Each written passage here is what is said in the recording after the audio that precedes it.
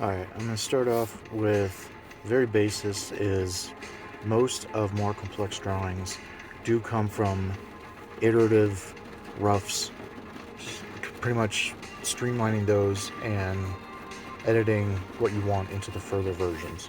So if I'm just going to draw like a basic face, basic generic ass dude, and we'll go over breaking down the face later. I'm sure there's hundreds of videos out there, maybe thousands, but this is just kind of shorthand, freehand.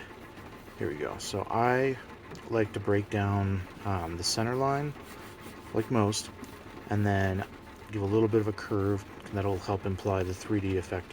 About halfway down or so is the nose. I usually go a little longer than I probably should, and then a little bit above halfway you get the golden rule measurements, not quite a third, but in there, for the mouth, and then we'll have the chin there as well.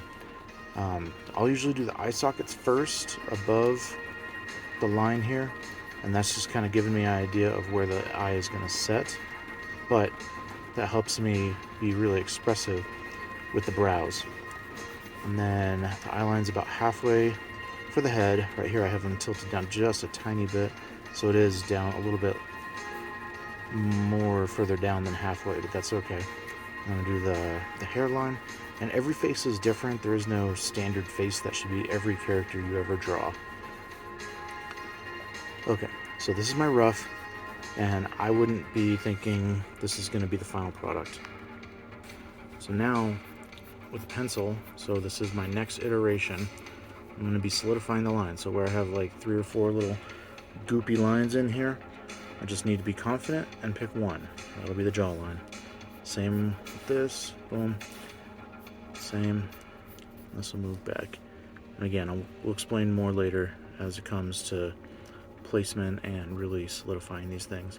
I'm doing a bit of scratchy here to make this one thicker just because the eyebrow will be thicker, but we want to do confident strokes in order to create the forms. We don't need to be doing the little chicken scritchy lines and stuff like that, because that'll be a little strange there. So again, this is also just a second draft, so this is like a rough draft.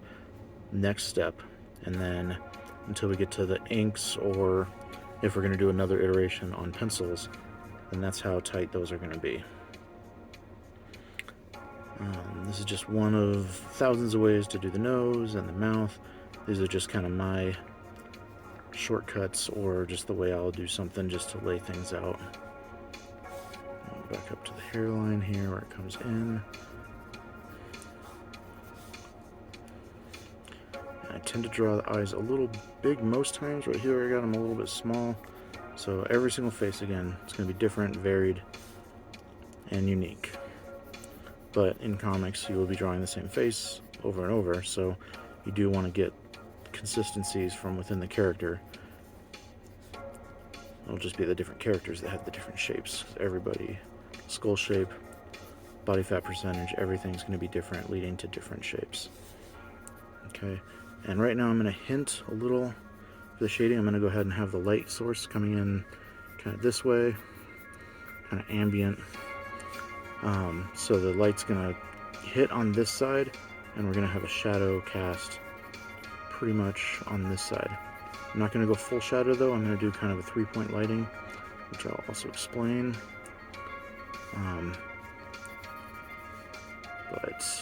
So we have form here. That's going to catch the light, and the cheek will catch the light, the nose will catch the light, but other things are going to cast shadow.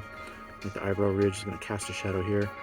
Shadow line will be here, and around on this side here.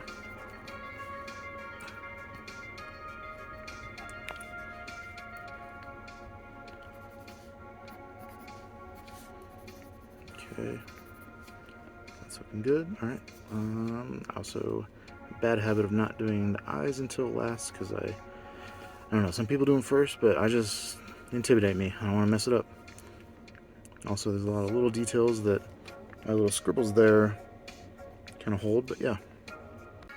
All right, so I'm going to be inking this with it's a Kuretake. It's got a brush tip. So you can see that it kind of has a little bit of flexibility to it. So you can do a really thin line, That's not thin. A really thin line with light pressure, or you can really get it thick by pushing in, and that just kind of bends the tip. So it's going from regular, and then it gets bent, and it kind of creates more versus the little go. So I'll go ahead and do a quick ink job on this. I'm just gonna use the one pen. A lot of times I would use maybe 3 or 4 pens for different features, like in the eyes. I would probably want a really small pen in order to catch those details, unless I was going very light like I am right now. I'm going to be remembering where I put that light source, because I kind of blobbed this one a little bit here. So with the light's coming in from this side, stuff on this edge is going to be lighter versus the elements on this side, which can be done with a little bit of a thicker line. That way it implies the lighting because it's the line density when it comes to those pieces. I'll try to draw while looking at the paper and not the phone here as well. I'd mentioned that 3-point lighting, so I'm going to pretend like there's a little bit of a light source coming from this way as well, which would be shining onto this edge here. But again, the major light's coming here, so that is the primary. Watch me draw somewhere else while I talk about something completely different. There we go.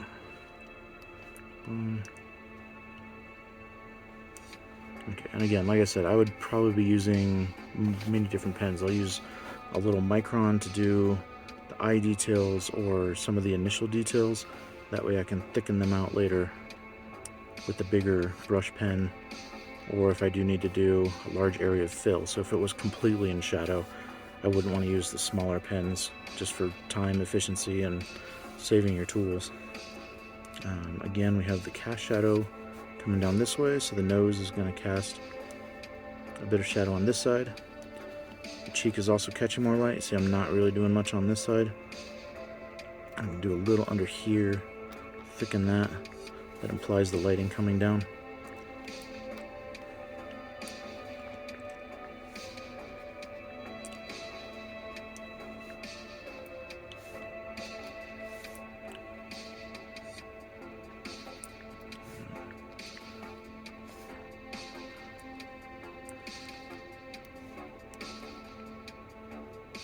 And again, this is just quick, fast, and dirty.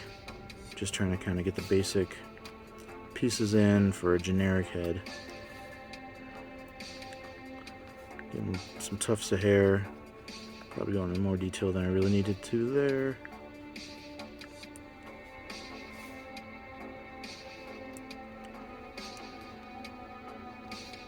Alright.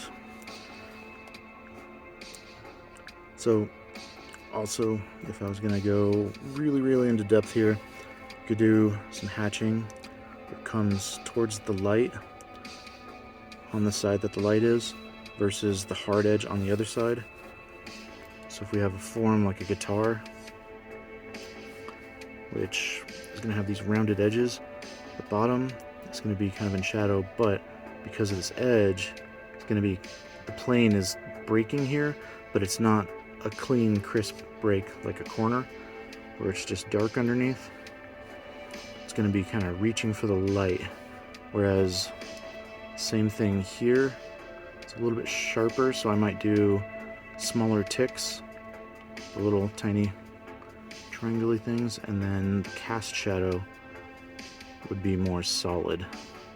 So the light was coming from above. So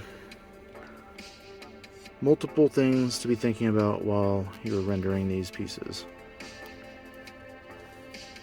And I think I'll wrap this up. I'm going to be going over a lot more of this in more detail, probably even this lesson, and hopefully you'll subscribe and like and then share, and I will be motivated to continue with more. I appreciate it. Thank you.